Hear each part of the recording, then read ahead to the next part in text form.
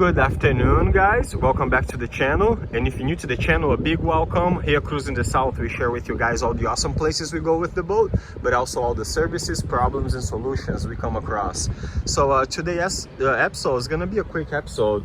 I just want to answer a question on my comment section from one of the subscribers.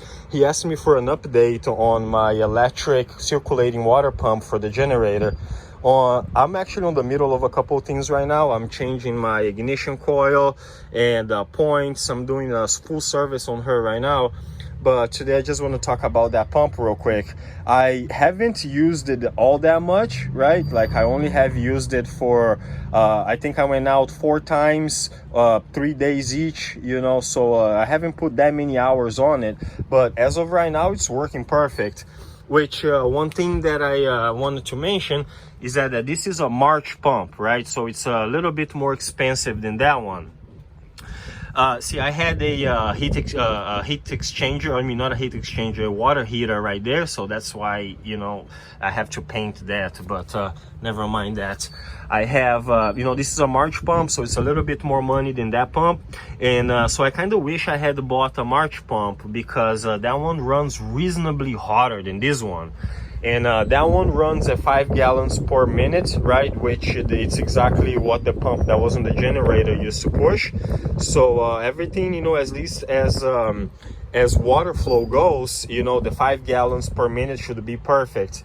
But that pump runs reasonably hotter than this one.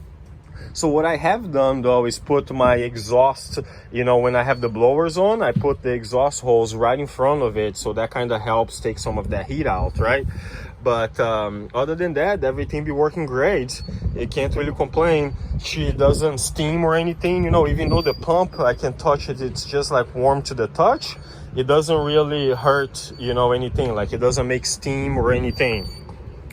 But in how I connect it to the generator, I actually have to redo this here because, you know, that was kind of experimental, of course. I was gonna see if it was going to work, and it is working, so I have to finish this better. But I just connected to the outposts of, you know, the AC outlet of the generator, what goes to the, you know, the breaker box in there. But what I did was first I brought it to a, see, like a 110 switch. So this is just a switch. So per se, I turned the generator on first. I kind of let it warm up just a second. And then I come right here and I turn the pump on. You know, so like the generator is not trying to run that pump even before it started and is making juice and what's not. So like I put this little switch here. So, you know, I turn the Jenny on, let her warm up, and then I turn that on. But I kind of want to make maybe a board right here or something with some fuses and what's not. Because right now, you know, it was just everything experimental. I just installed this thing like last year and I kind of just taking all the bugs out of it. But you know, we used it 4 times, 3 days each time, and everything's running good. But you know, I kind of wanted to switch my coil out because this coil is the coils that go on the RCC version, right? Which is not the marine version. But the marine version, it's like a really bulky and expensive coil. See, like I have it right here, and this thing is expensive. I think like the cheapest one I could find was like $700 if you find it, right? So so instead of doing that, I switched it to the RCCK because this is a MCCK. The M is for marine, the RCCK, I don't know what the R is for, but you know, it's just not a marine version. But I read about it, there's no problem, you can do that, you know, you can do the conversion, no problem, it should work perfect. I'm on the middle of the process of doing, I'm gonna make a video about that too. But there you go, guys, you know, so the pump been working good, you know, like it goes through a strainer. You know, I have a shut-off seacock right there. It goes through the strainer directly to the pump. But what I am going to do is, like, I am going to rebuild the original pump and have this set up on the side just in case something goes wrong with my main pump.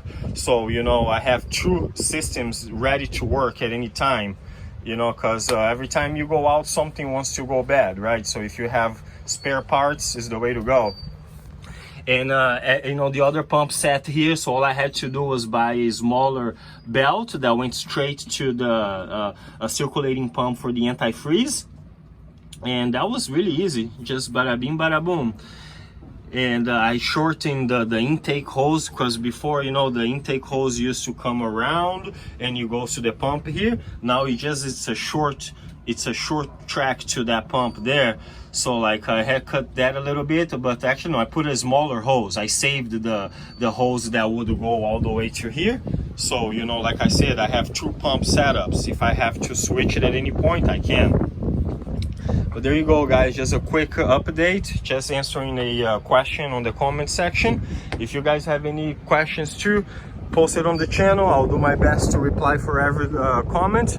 And thank you guys for watching, and I see you guys on the very next episode. Thank you guys, have a good night.